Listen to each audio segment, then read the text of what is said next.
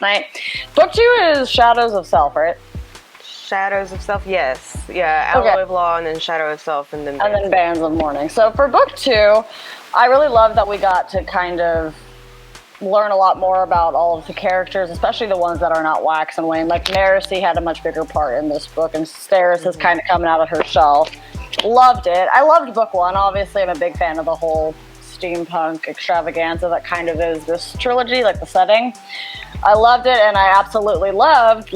So, like, I gave 5 stars, I think, all 3 books in the series, but 5.1 stars, 5.2 stars, 5.3 stars in order of the novelization. Right. I love the whole story, and I like specifically in book 2 that we get, I believe it's book 2, I might be running the books together in my brain, but I believe it's in book 2 we get a lot more of like the terrace culture, and we get to see some of the stuff with Wax, and we're getting to, in this series, in my opinion, learn a lot more about the Therukemi. Yeah. It's pronounced funny in the audiobook, so I don't actually know how it's spelled. But yeah. Therukemi? Yeah, I'm not sure. Therukemi. Yeah, I mean, I'm pretty much right there with you. We get to see. I appreciated the how things opened up more and more with each book. I feel like with the Era 1, we were like super, with good reason, hyper focused on this one particular area, and then not only with books 2 and 3 do we get like an expansion on Scadrial, but we also get expansion on, and I actually think it's not until book 3 that they start to kind of more address the Cosmere stuff. Or no, they did do it a little bit in book 2, didn't they? But it's more in book 3, you were correct. Okay. I really appreciated that. That was one of the things that kind of made me want to keep going with the series. It's like, oh, we're starting to actually tie it into all the other things now. I think I did 5 for all of them. I mean, I don't even know, but... Did you... I think it was book 3. Is book 3 when they're in the other city at the party, or is that book 2? In the other city... That's book 3. Yeah, where they're in the other... Did you catch the Hoyd reference? I did. Yeah, things are starting to come together. It's very exciting. Yes, and I thought that that whole thing, that's end of the book stuff. But we'll get there when we get there. Right, yeah. Okay, so then like book 2,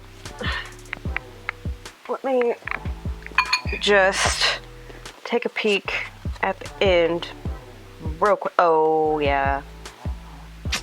Oh yes. So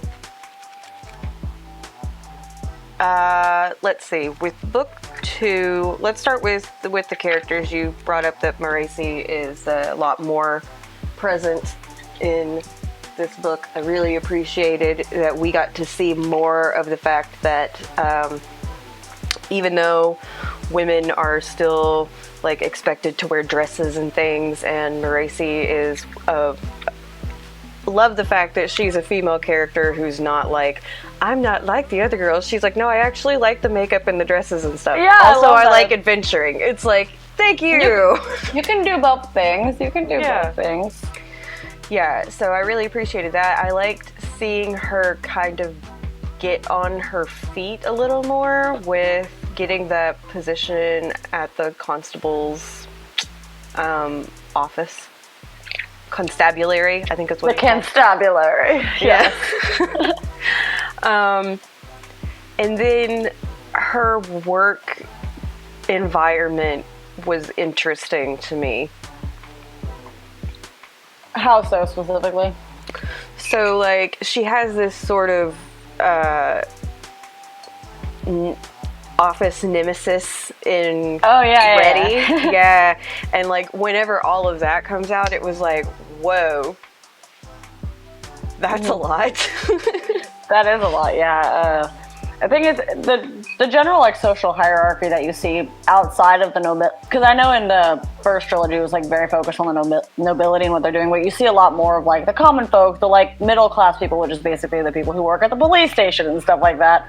And how like Ready's like, well, I have to do this job before I can advance, and the actual police chief's like, you don't have to do that. Like, we don't want you to do that. You're great at what you do, dude. And he gets all jealous because Marcy gets to, like, because that's more a role that she's going towards. Anyway, she's trained in, like, the law side of it, not really the, like, armed forces side of it. So that would, it makes sense that she gets that role, but it's interesting the dynamics just in general with all of that, so. Yeah, and I like how it all plays up at the end, which again, like, we'll get there, but I was happy with where that went. For a minute, I was afraid that we were gonna see Marcy and Reddy get shipped, and I was like, please don't do that. Like, don't do that. That's too easy. And it didn't come through, and I was like, yes, okay. I can do it. I'm going on an adventure because I left my phone in the other room, but if I freeze, that's why. Okay. Going into the darkness, into the void of lack of internet. I felt bad for her when she figured out why she got the position, though, and that a lot of it was, is his name Arendelle? Arendelle is the actual place, right? I can't remember the guy's name. Ardell, yeah, he's like the retired police chief that came back, which I'm a sucker for that trope. I will just go ahead and say that. I think we may have maybe both said that in the discussion about the first book, about how that whole lawman getting pulled back into the thrill of things it's just a fun thing to read. But with Arendelle wanting to have Marcy around to watch Wax, it was kind of like, you can't even get out from under him here. Yeah, I think that whole dynamic is interesting, and I like that she kind of is figuring that out the second book and, like, does her own thing, basically, in the third book. And she's like, Wax, I'm not, like, I'm my own person also, so I like that she's going through a slow growth in that area, so. Yeah, and I was happy, too, to see that she kind of let go of the celebrity crush that she had. You know, like, it was cute, and I kind of had hoped for things to go differently. Like, I didn't necessarily want them to get together because the age gap would have made that weird to me, but yeah, I'm glad for how that all resolved itself, and we get to see that in book 2, sort of her being like, okay, yeah, this was a thing. We're past it now, though. I'm past it now. Yeah. Yeah. So, yeah. I don't know the best way to discuss, because we're doing 2 whole books, because, like, I feel like once we get into spoilers, it's going to run between the books, and it's kind of go like that, but I know for a fact that this book hurt me, as it probably hurt everybody else, and this one is like, wait, why isn't the 4th book out yet? Right. Like, wait. No, it can't be over. The second book was so hard. Like, I ugly cried. Because it was just like, oh no. I ugly cried the first time I listened to the audio, because I haven't physically read these yet. I meant to for this reread, but I have been too busy for that. Also in a reading slump. Yay, audiobooks for shoving them down my throat. Yeah. But I ugly cried the first time, and I knew it was coming, and I'm like, I don't want it. I'm unhappy in advance. Yeah. So Wax in book 2, he sort of is working a little closer with Harmony and Tensoon. We get to see more of Milan, which is cool. I love Milan, and of course Wayne is always great. Of course. He's always fantastic. I'm trying to remember, so that's book 3, but like, we get to see, for Wayne, we get to see him like directly face the little girl of the guy that he shot, right? That's in book 2, I think. When he goes to deliver the money to her, and Also, sorry if you hear weird noises. It started raining here, and I'm sitting in my living room, and the fireplace, the little thing, it rebounds the rain noise. That's okay. So, completely lost my train of thought because that's the way my brain works.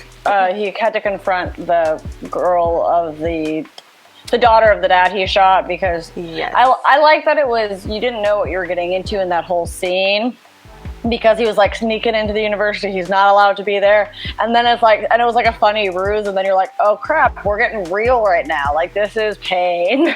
Yeah. Lots and lots of pain. And I understand and admire why Wayne does that, but also at the same time, it's like, you know, I wish that for yourself that you could let this go, because clearly this is a cross that you bear. Yeah, and I hate that for Wayne. He's always the levity, so whenever he gets real like broody, it's like, oh no. Not Wayne. Like this extra hurts. This extra hurts. So yeah, so I think we get to, I believe it's in the second book, that we get to see the like rioters and soothers in action like on a massive scale. Was that? Yes. That was really cool for me. To just kind of just get to peer into that a little bit, and how there's like an industry around that versus like going to a bar to dampen the emotions. You like go to a soothing parlor or something. Like that was wild to me. Yeah, I loved that. That was a lot of fun. And so like, I understand that I should have put this together like way before, but I did not catch on to the fact, wait, is that book 2 or book 3? I don't know. I feel like it's out the window. Yeah. So I should have figured it out, but I didn't. I did not know that Breeze was Wax's ancestry. I did not put that together. I didn't either until it said, I think it was in the second book that we hear that. But I was like, Breeze! I love the old school name drop from the OG squad. Right. Yes. And there's a lot of those that make me want to reread the first trilogy, because I'm like, okay, I remember this name, don't necessarily remember who it is. I think that's the beauty of Sanderson's like Cosmere specifically. I haven't read his other stuff that's outside of that, but the Cosmere specifically, there's enough like lines that connect the dots between the different books in the same series and the different books in the same whole universe that is like, ooh, I want to read it again. I'm excited to go back because like I'm going to notice something new. So right. I think that's a good artistic choice on his part to be like, I'm going to throw together this universe where everything is connected and see what people get. Yes, exactly. I think it's a lot of fun.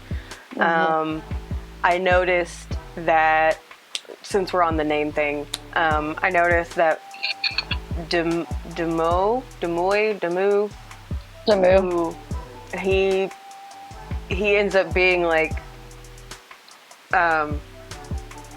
really important in the first trilogy.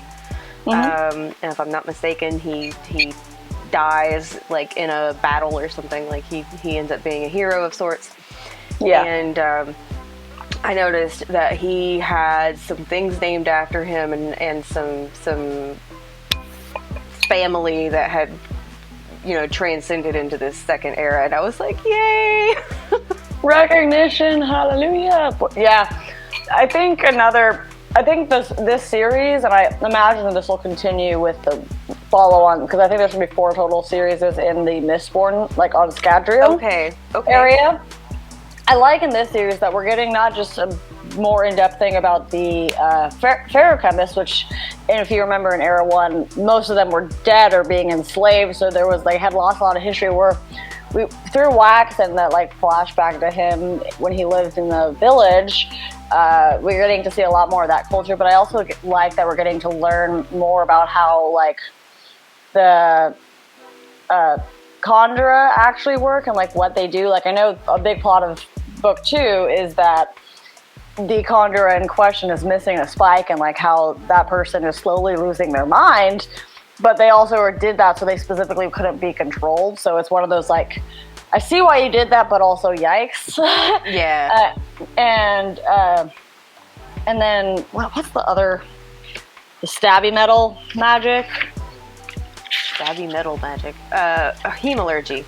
Yeah, and we're also getting to learn more about hemalurgy through like the slightly more modern era, like analyzing all the metals and what they're doing. So, and whenever we get to talking about book 3,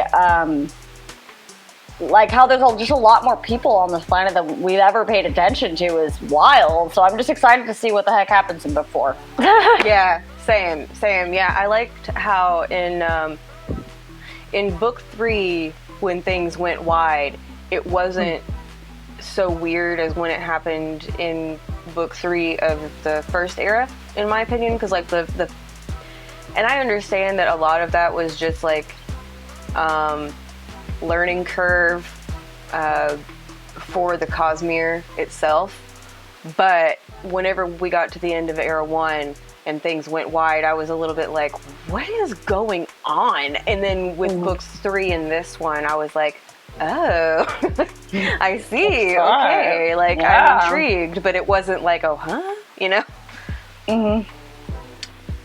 I'm emotionally ready to break down the plot of this one and the depression and whatnot.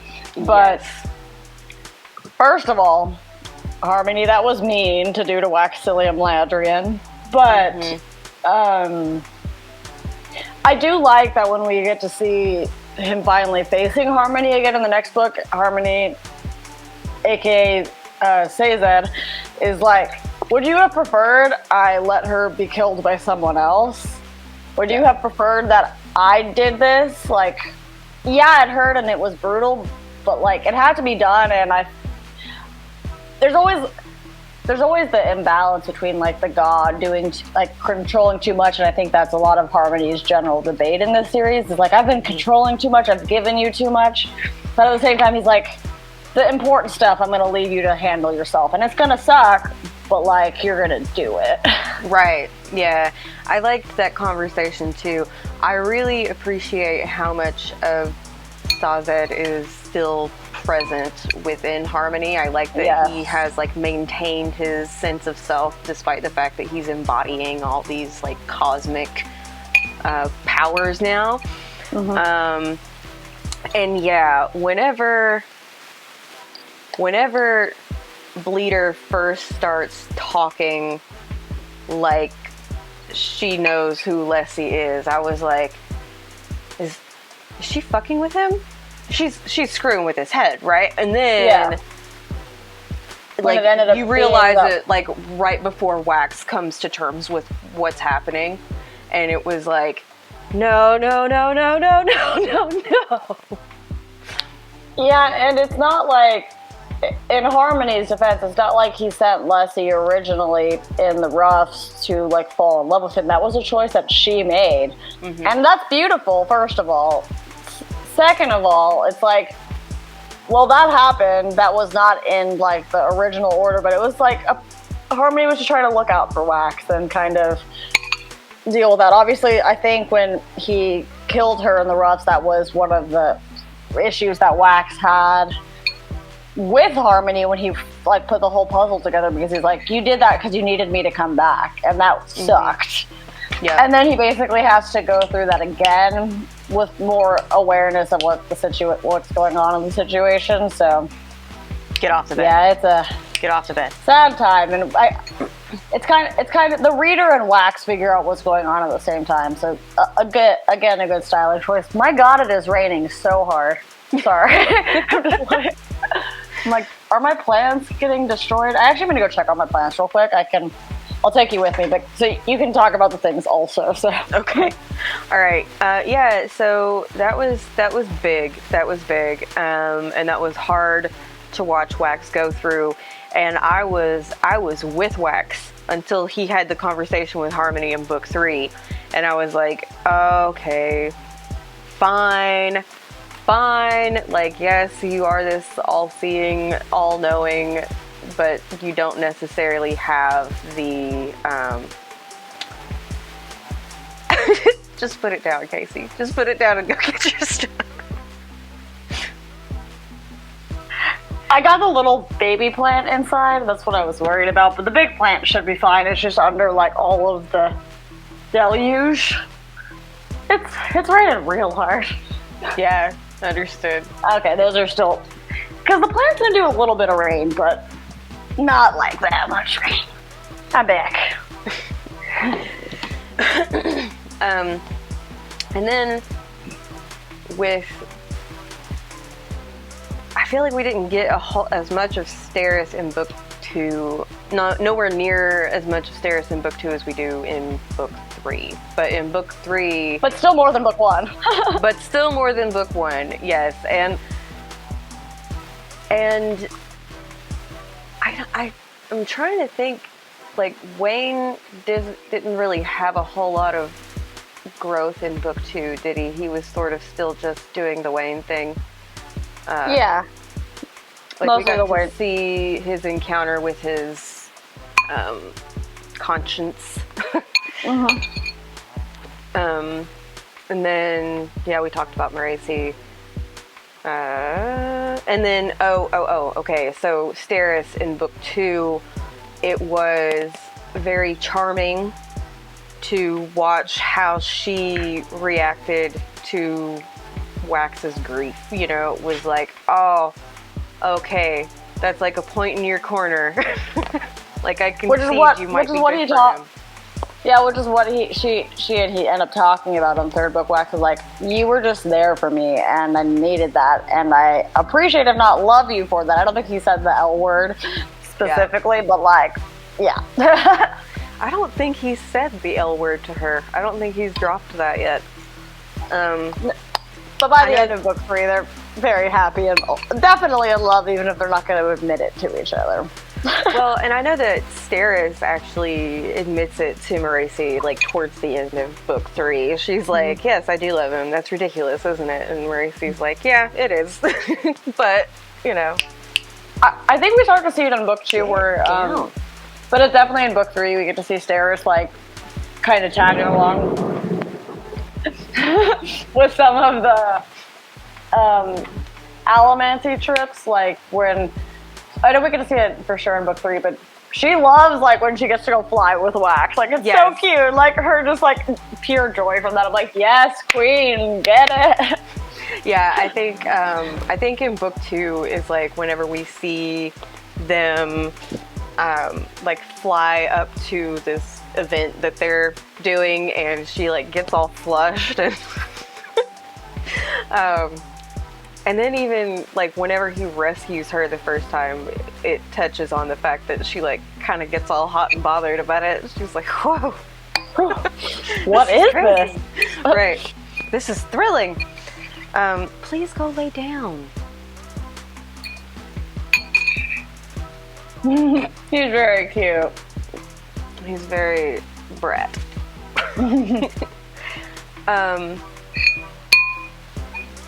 So yeah.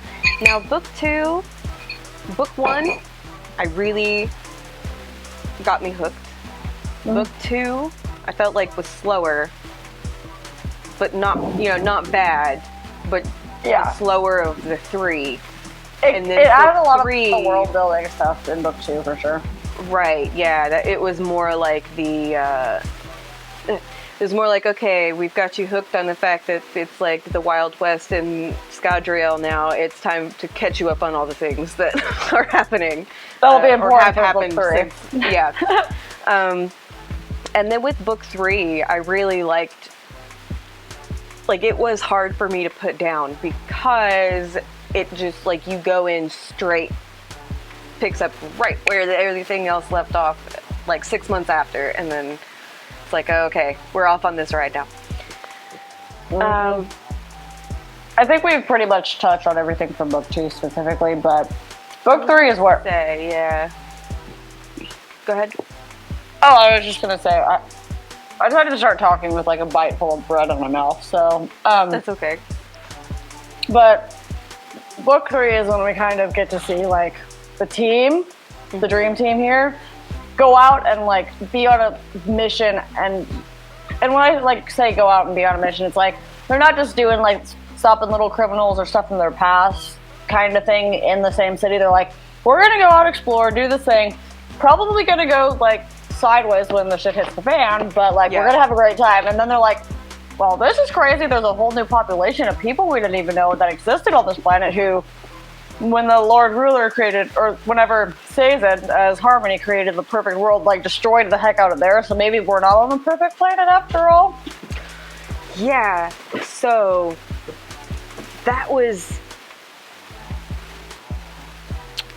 man, it's really hard for me to address that without getting into the actual like end of the book. But I mean, we're definitely in spoilers already, so I'm just go for it. All right. So that epilogue, dude. That fucking epilogue, like. God is in here. It was like that. Yeah, I'm trying to actually find that epilogue because I don't. Where are you? Oh, yep. Yeah. Yeah. Right. I was like, eternal screaming. Yes. So I was so confused, and I still don't quite know. But it seems to me like whenever Sazed took over, and like shit kind of went south for the people in the south, they talk about how the Lord Ruler went to them to help them survive, but it looked to me like the epilogue was actually, it was Kelsier So who went and I'm honestly still not 100% on that. Based on like the statue, that's definitely more of a depiction of the Lord Ruler than it was of Kelsier. So I'm not. The epilogue. He had the spike through the eye, and the Lord Ruler didn't have spikes in his eyes. So, as we know from the Stormlight Archive, if you stay alive long enough, you become a villain. And whenever we get to Arcanum Unbounded, we'll get to figure out how the heck Kelsier's still alive. But I just assumed Sazed had something to do with it. You'll find out. Yeah. All right.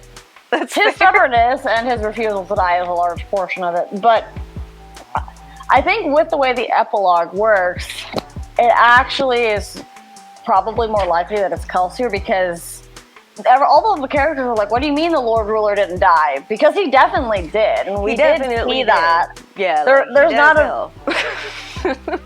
Yeah, I mean, in Era 1, he's like, y'all don't know what I was protecting you from, and then he, like, dies, and there's not, like, a survivable option past that. So I think it's interesting, and the epilogue is very indicative that it may not have been the Lord Ruler, but I don't think the people or us reading have all of the information yet. Okay, all right. So so that was my impression, was that they thought it was the Lord Ruler who hadn't actually died, and then we got to the epilogue, and Kelsier with the spike through his face is there telling these people to survive. And it's the people with masks, like they had masks on. Mm-hmm. And then I think even the statue, though, like the statue had a spike through his eye. And that was one of the things they were like, it's the Lord Ruler, and it has a spike through its eye, and he's holding a spear. And I'm like, wait a second. The Lord Ruler didn't have a spear, and the Lord Ruler didn't have a spike in his face.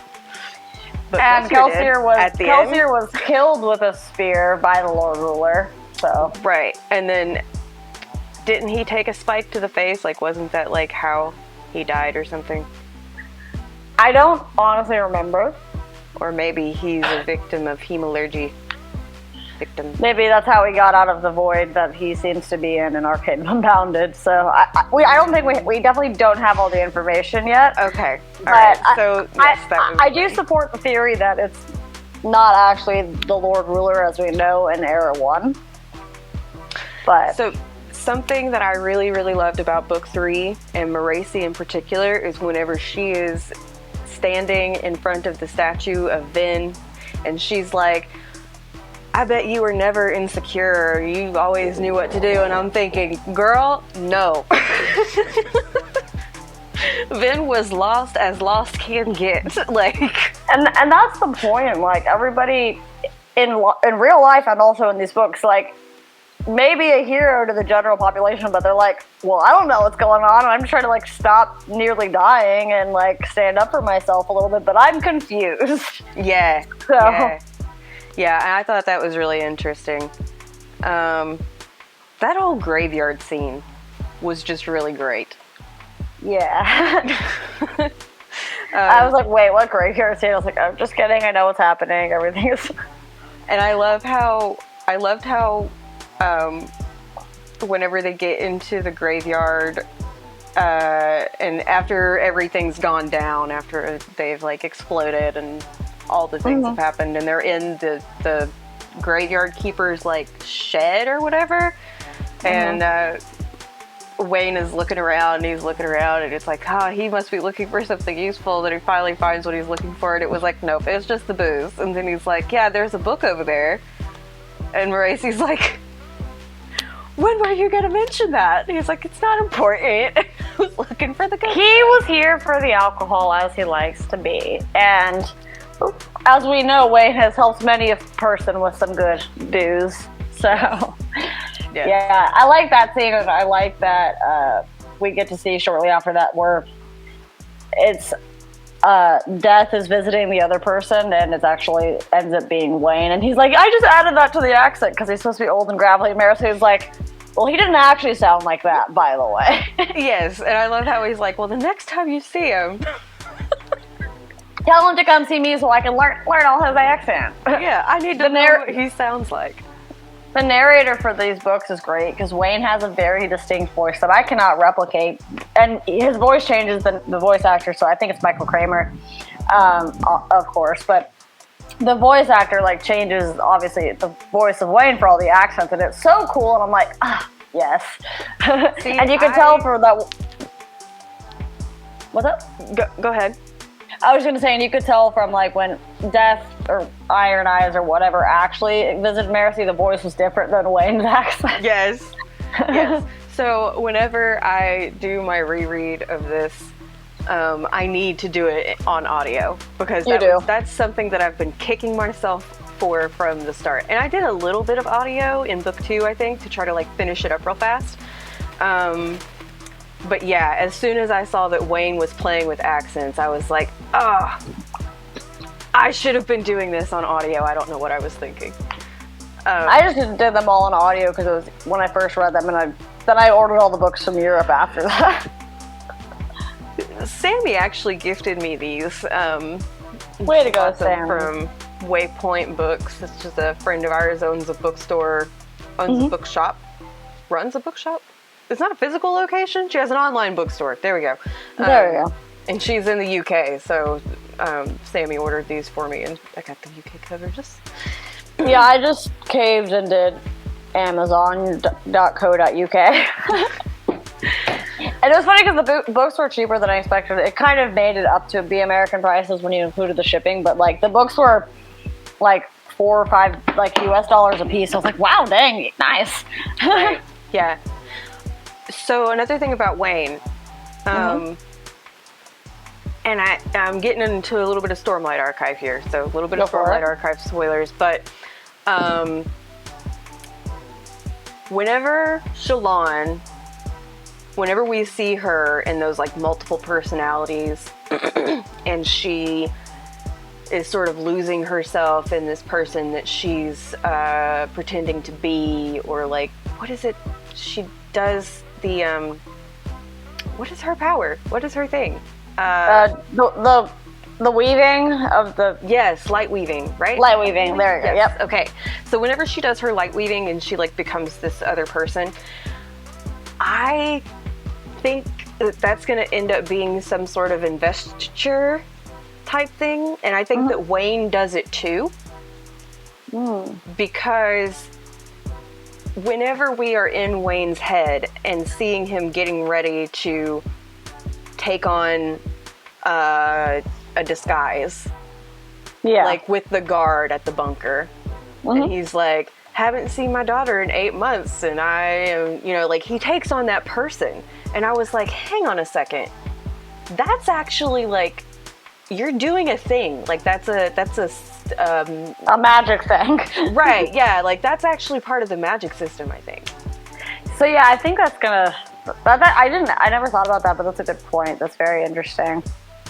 How the turntables.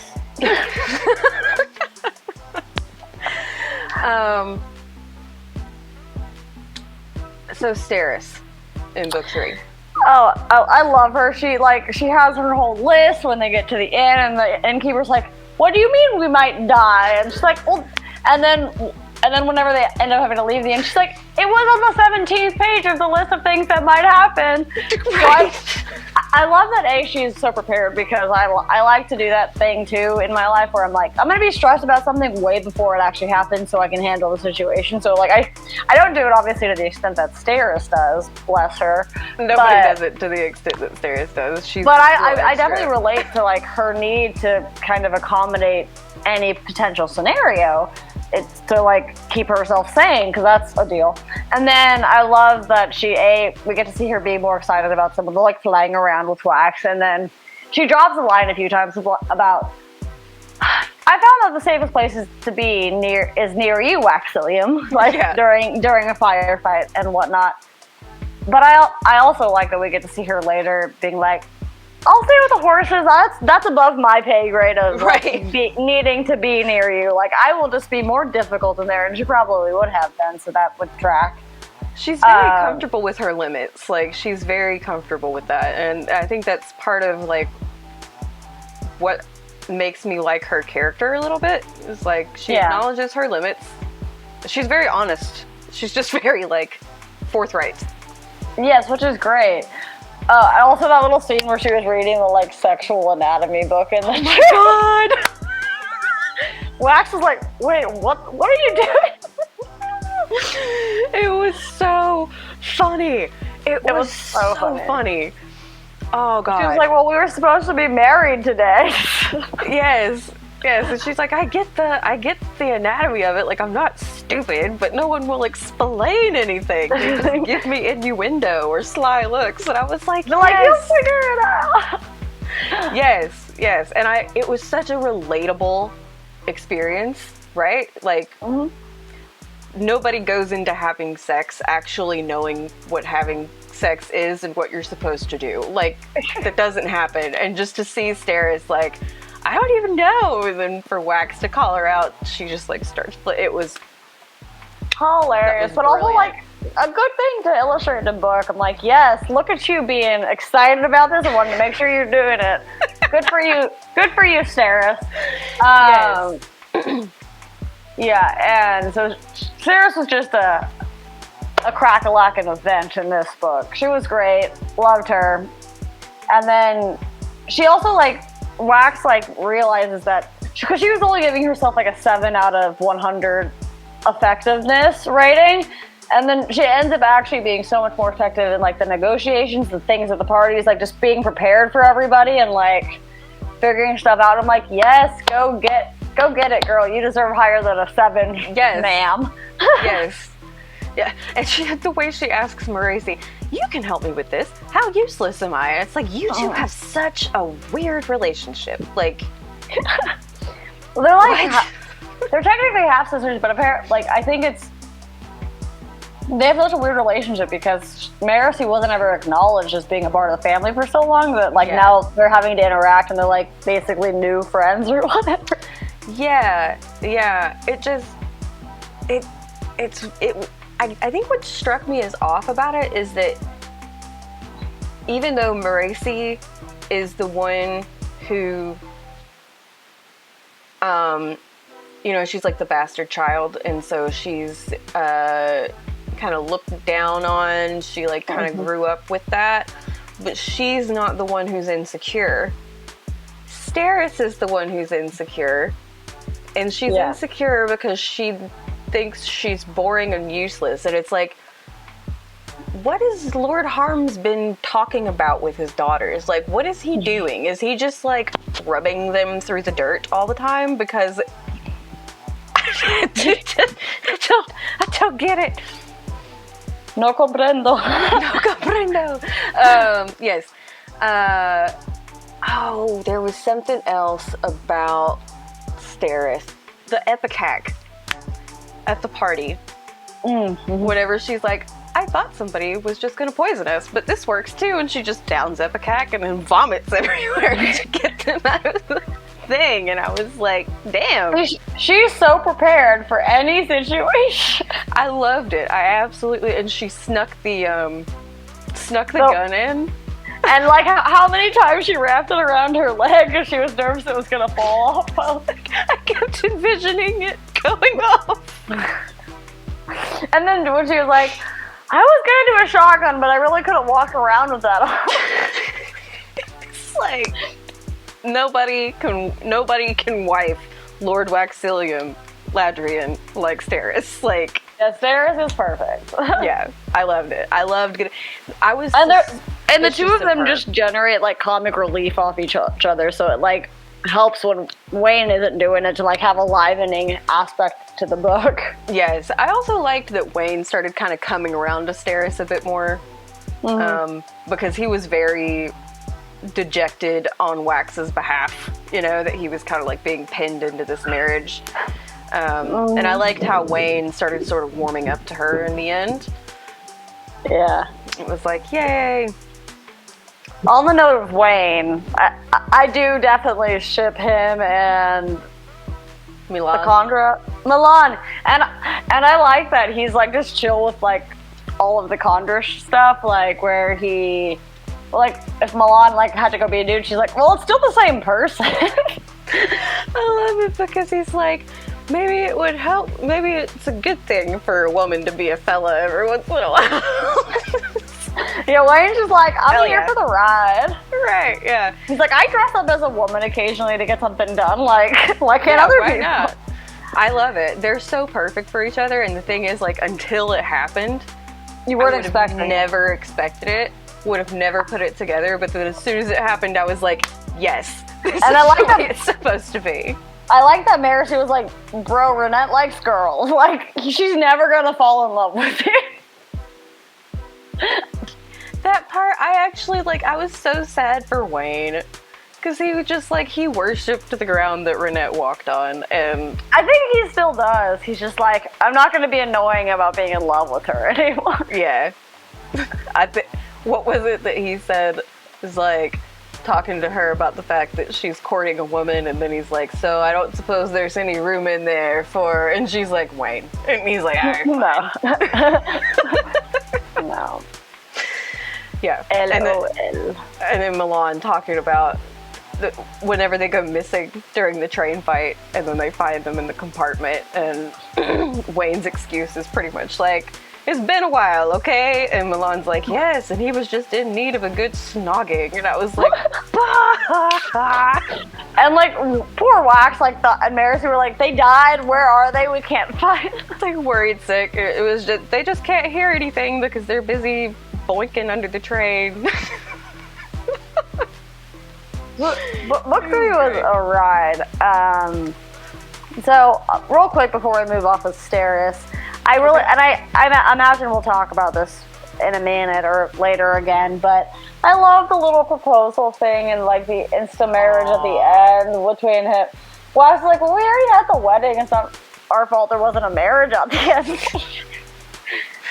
Yes. And you know what? Wax never figures out that was Wayne. Never. He never figured out. And I love how Maracy was like, he's gonna figure it out. And Wayne's like, nah, he's not. He tends to have a blind spot where I'm concerned. And it's like, and I was waiting for it. Like, I was waiting for the shoe to drop, and it never did. And I got to the end of the book, and I was like, I'll be damned. He never finds out. To be fair, shortly after the wedding, they were like being shot at in a different city and like going to search for the bands of mourning. So he was a little busy, but I imagine it'll be like, I envision a world where it's like 20 years later or something when there's kids involved, like Baby Wax and Steris's all around. Wayne'll be like, yo, remember y'all's wedding? was me that like accidentally destroyed the water tower and like ruined everything. Yes, that was it was just so good. It was so well done. It was so Wayne. Very Wayne. And then he's like, well, I guess the labs went a little harder than expected. I just told him to get a little wet in there. Imagine they got carried away.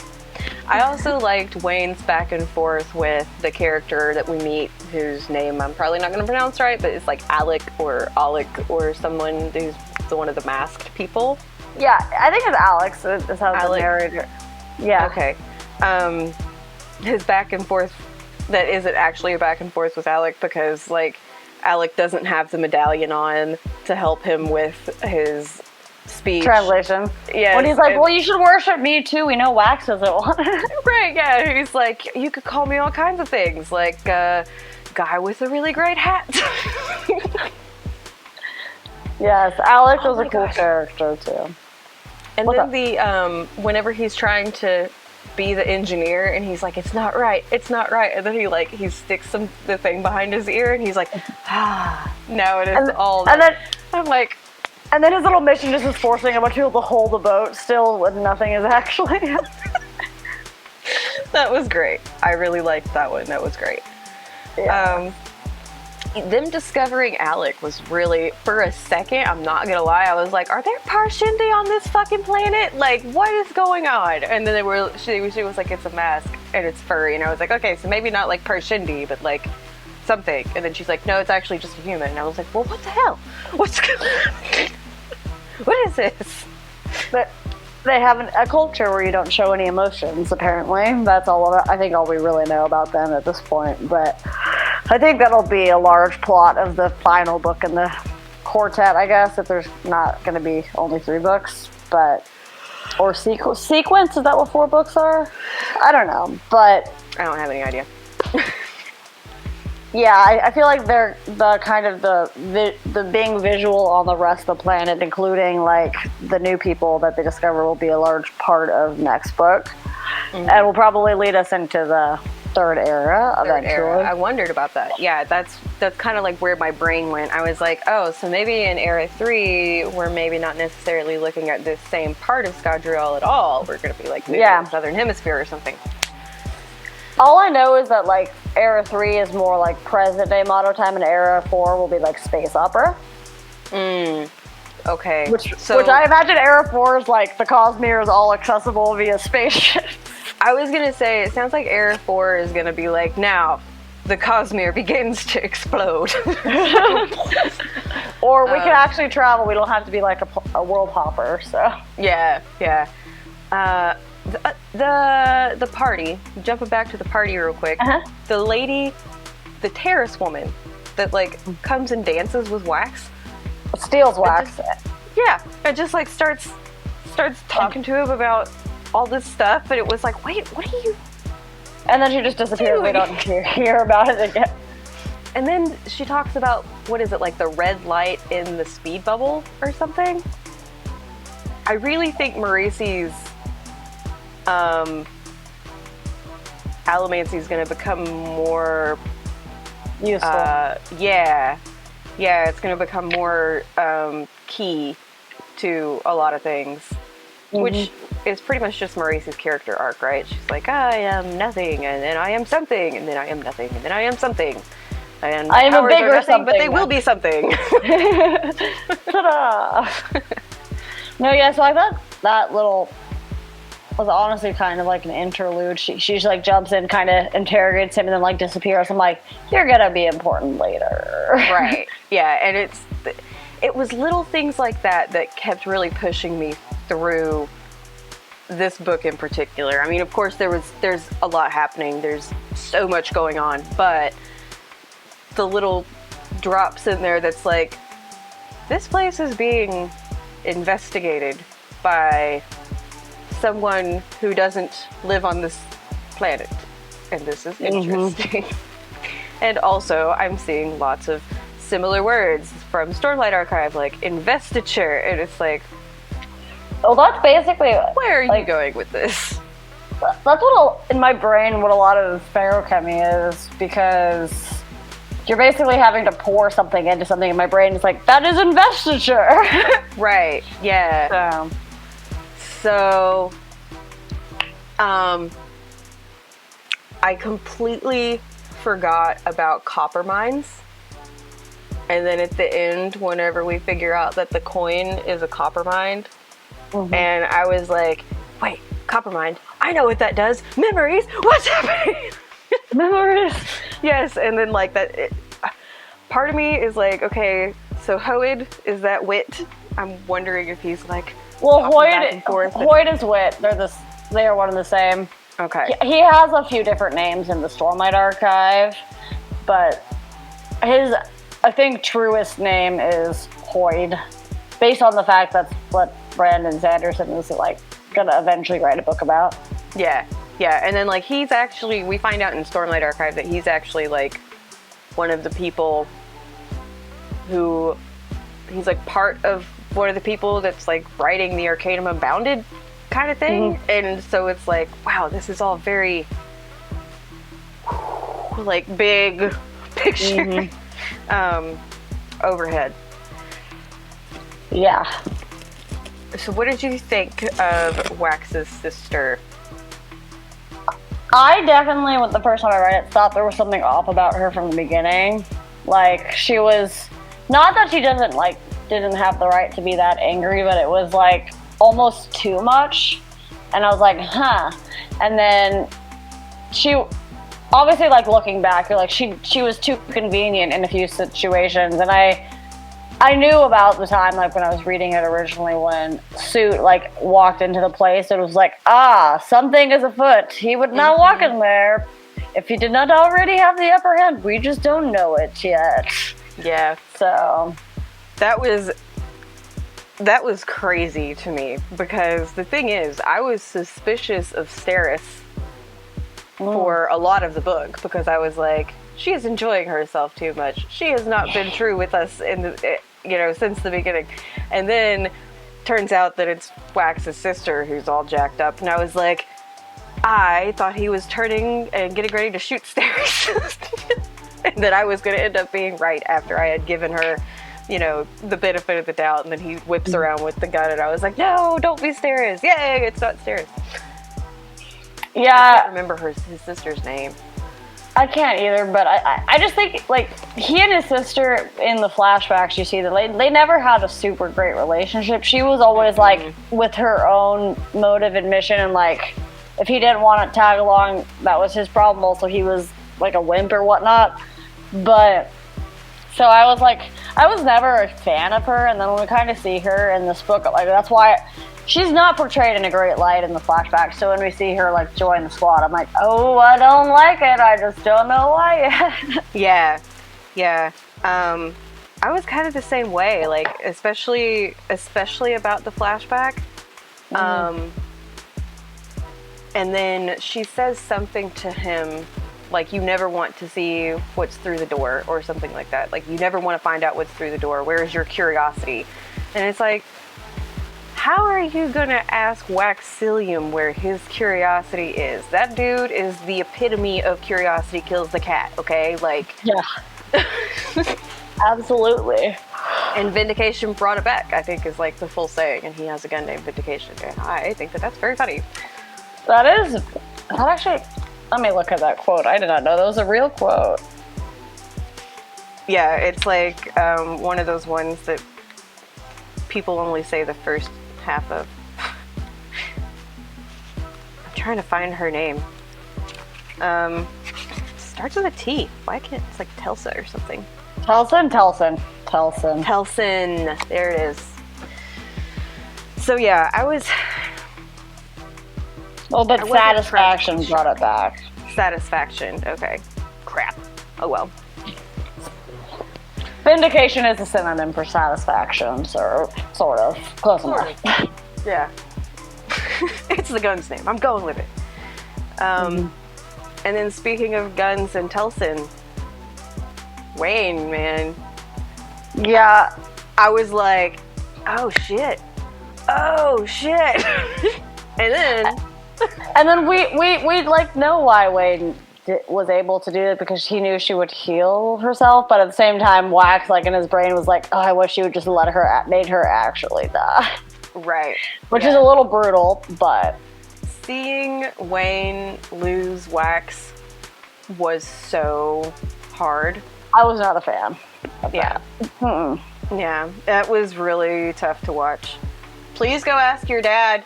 Yeah, that was definitely a deal. Please go ask your dad. You see him go, like, very quickly through all the stages of grief, and then hang out, and then he's like, oh, Wax didn't die. Well, I'm still mad that he basically did die also.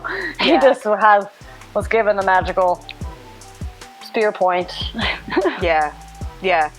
So I thought that was cool, how the bands, you know, we're visualizing the armbands, because, you know, we as the reader know that the Lord Ruler was, like, covered in them and, you know, doing all the things. And that was his, like, while the nobility, he convinced them to wear jewelry so they wouldn't notice that he was, like, a therochemist. Yes. And then for it to be the tip of the spear, for the bands of mourning to be the tip of the spear. And then I liked how they wrapped bands still into it, because it had the bands of different metals. So it was still bands of mourning, and I was like, clever wordplay. I like it. I see what you did there.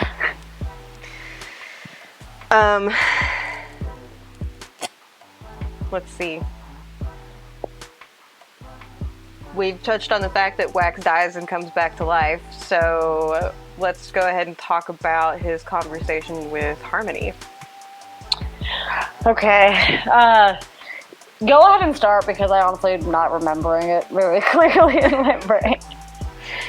Okay, so I enjoyed that we got to see Wax and Harmony actually, like, circling the planet, so that he was actually getting this, like, bigger picture view that Sazed has. And then they talk about, you know, like you mentioned earlier, they talk about how he trusts them to do what needs to be done.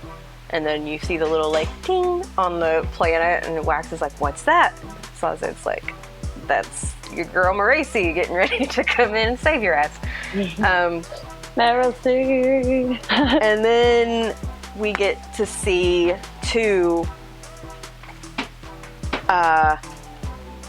Sazed confront Waxilium with, like, here's freedom, here's going back to life, and then when he tries to choose life, he's like, but is that really what you want? And Wax is like, I have to, and he's like, no, you don't. And he forces him to make the decision.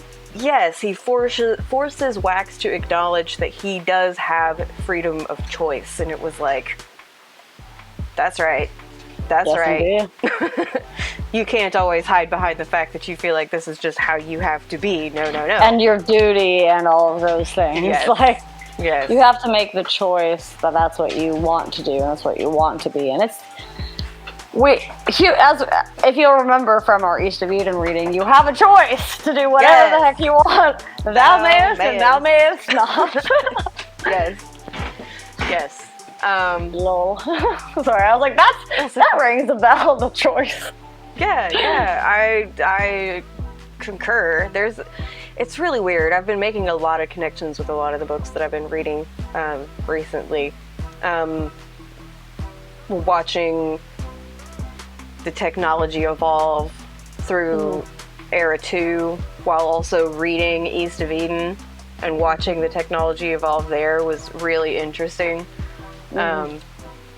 Especially the cars, you know, because, like, nobody was happy that cars came. No one was happy about cars in any fictional or real universe, turns out. Everybody's pissed off that cars are a thing. And then, let's see, I feel like, suit. Yeah. Mr. Suit.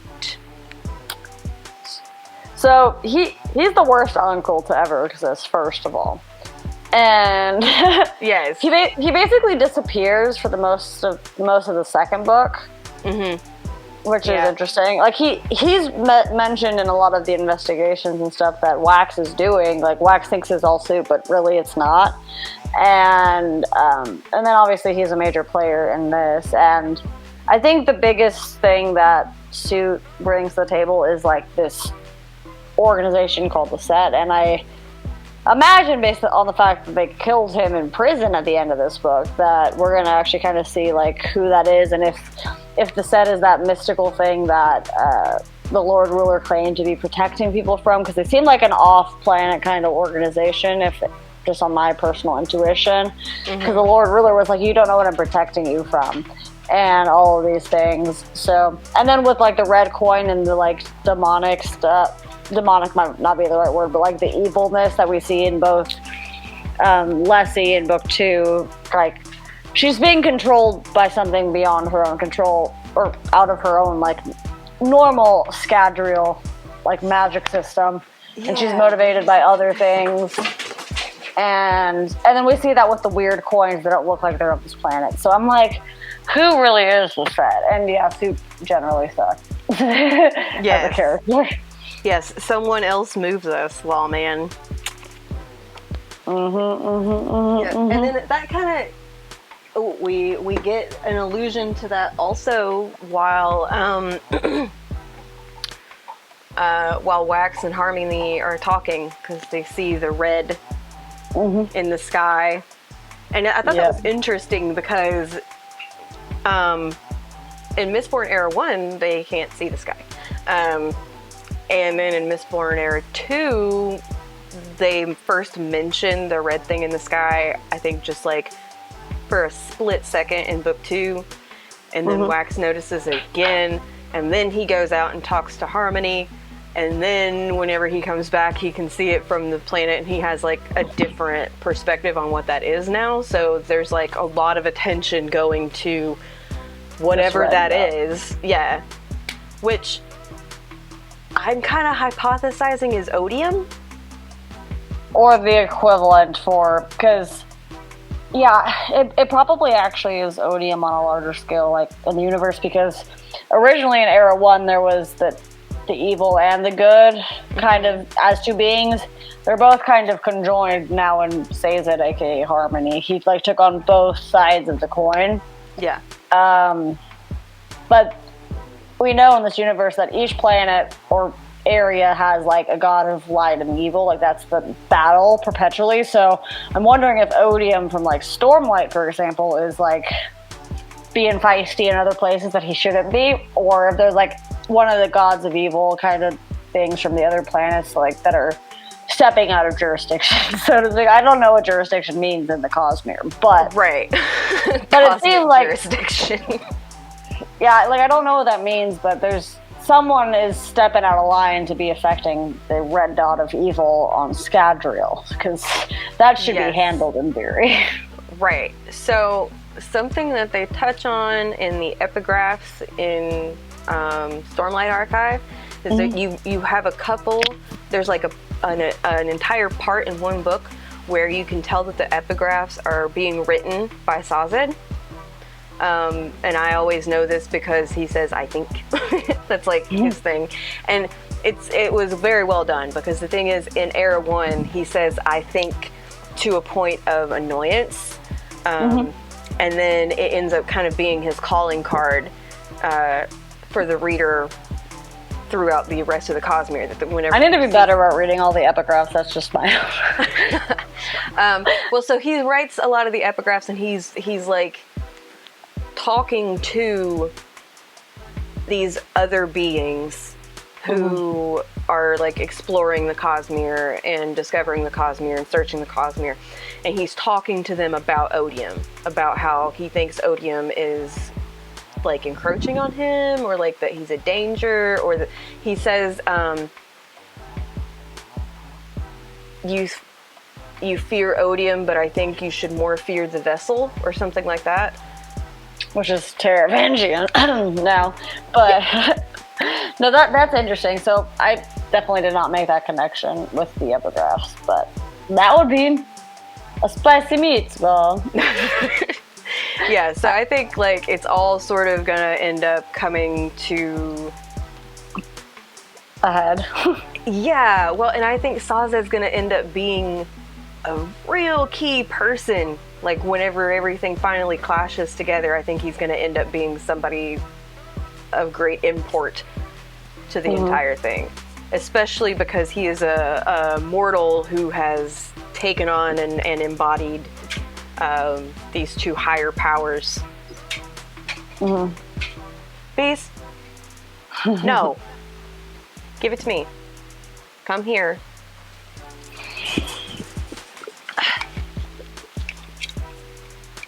He was chewing on these.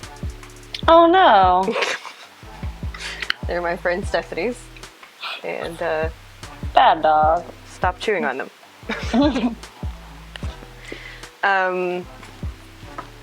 Anyway, so that's the thing. Yeah, so I think, have we hit everything in this book that happens? Oh, I think we should probably talk about the flying ships, which are very cool. Yes.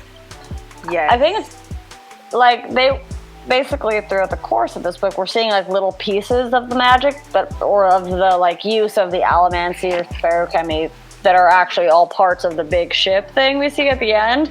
But I think it's very interesting. Like they were their whole like scientific investigation experience with the little magic cube, or they call it like the allomancy grenade. Yes. And then they're like, oh, this actually, like, you store something in here and then you power the little ships. Oh, wow, that's wild.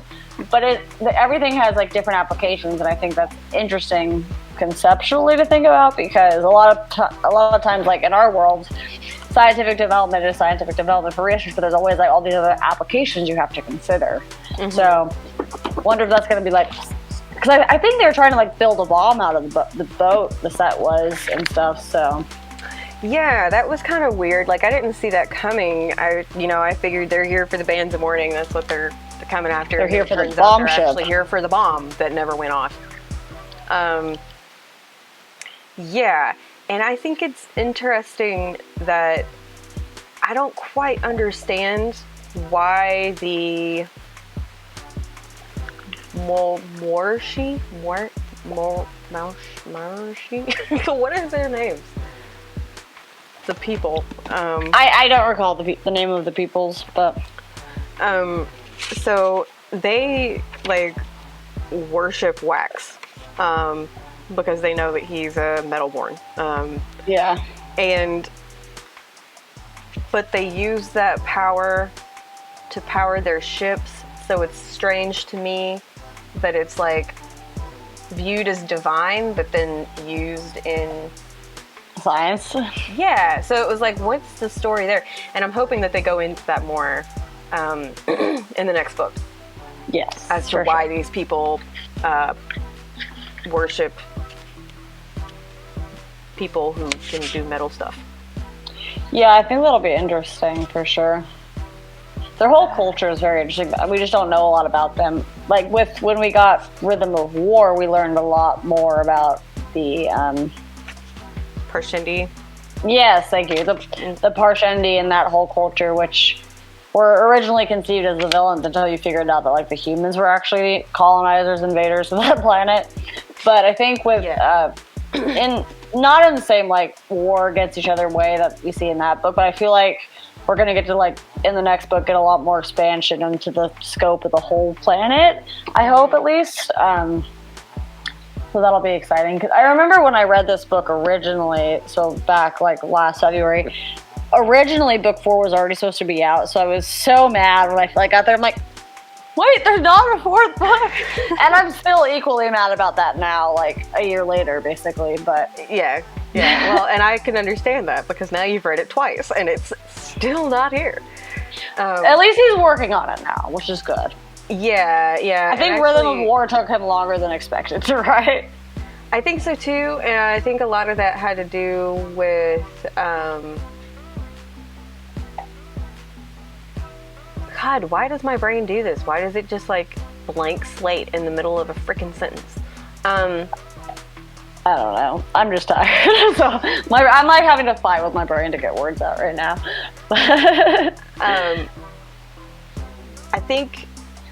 I think it ended up being something to do with his, like, he was delayed on his sensitivity read kind of thing, but I don't... Yeah, he did a lot of rewriting for the multiple personalities and stuff. Yeah.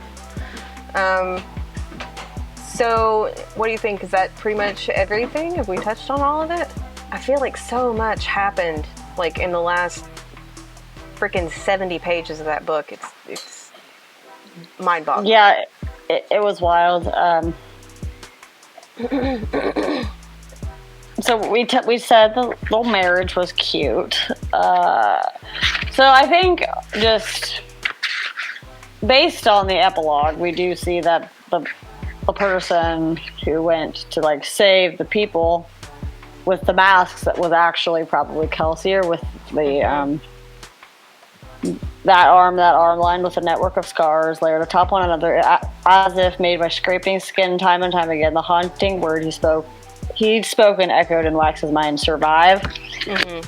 So that he's a survivor, whatnot, Kelsier. So I think that'll be, which until you mentioned it earlier, I was always assuming that was just like a different event that happened. But now that makes a lot more sense than the Lord Ruler being alive. Yeah. Or having been alive.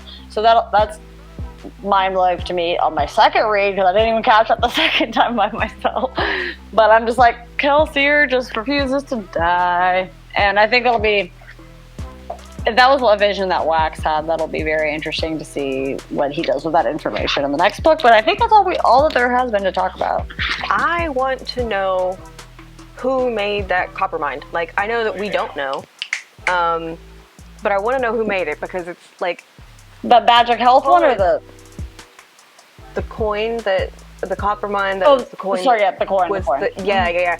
So it's the coin that is like continuing to be given to him by Reid, right? Like he's like, I don't want this coin. Why do I keep winding up with this coin? And he has it anyway. And Reid, I don't think is a Feruchemist. So it's like, who made the copper mine?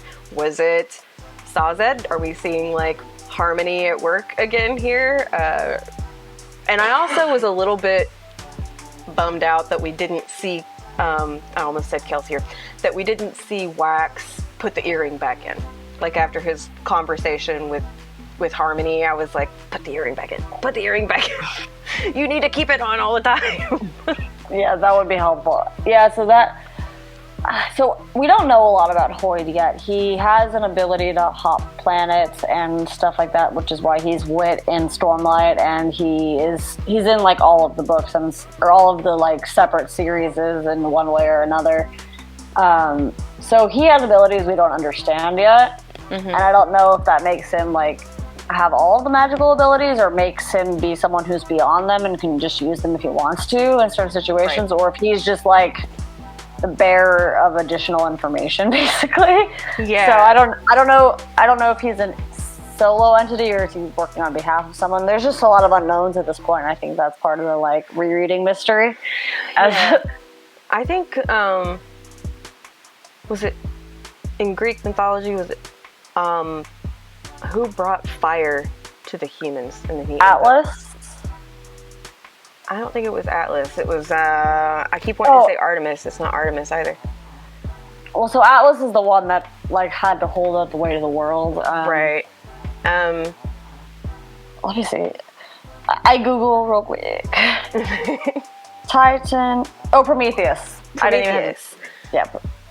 Wit and Reid are kind of coming across to me as almost a Prometheus type character, because the people who are writing the Arcanum Unbounded and the people who are communicating with him in the epigraphs and the people he's communicating with in the epigraphs all, yes, are like, you're meddling, stop meddling. And he's like, but I like meddling is what I do. So I'm like, you're Prometheus, aren't you? Like, you're just giving people all the stuff to fight back against the gods. You're the guy who's like, hey, you tiny people, wake up.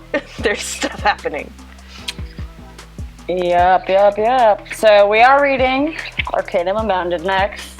Yeah. I will say, we've already in technicality read Edge Dancer, and some people might have already read Mistborn Secret History, but... Yeah. I'm excited about 11th Metal, because you told me that Kelsier pops up in 11th Metal, or maybe the Secret History. But yeah, He we're pops doing up in Arcanum Secret Unbounded. History. Secret History is mostly about him, actually. Okay. So, How many stories are in Arcanum Unbounded? It's like 6. So there's Emperor's Soul, Hope of Elantris, 11th Metal, Alamancor Jack and the Pits of Altania, episode 28 and 30, Mistborn Secret History. Then there's The White Sand. It's that section is a graphic novel. I did actually buy the first comic, so I see. Okay. It actually was very interesting. And then there is Shadows for Silence in the Forest of Hell. I really like that one. There's Six of the Dusk and Edge Dancer, so that's more than 6. But honestly, like, I'm a fan of collections of short stories, so it's like, ooh, and then I'm like, wait, it's over? What do you mean it's over? I need a whole ass book about that, please. Yes. So we're reading Arcanum Unbounded next. I am planning on filming in the next few days a sort of like Sander fan read-along re-announcement to kind of let everybody know where we're headed next, because after we do Arcanum Unbounded, then we're going to do maybe the Skyward series, and we still need to read Warbreaker. And then we're talking about going into Wheel of Time next year. So,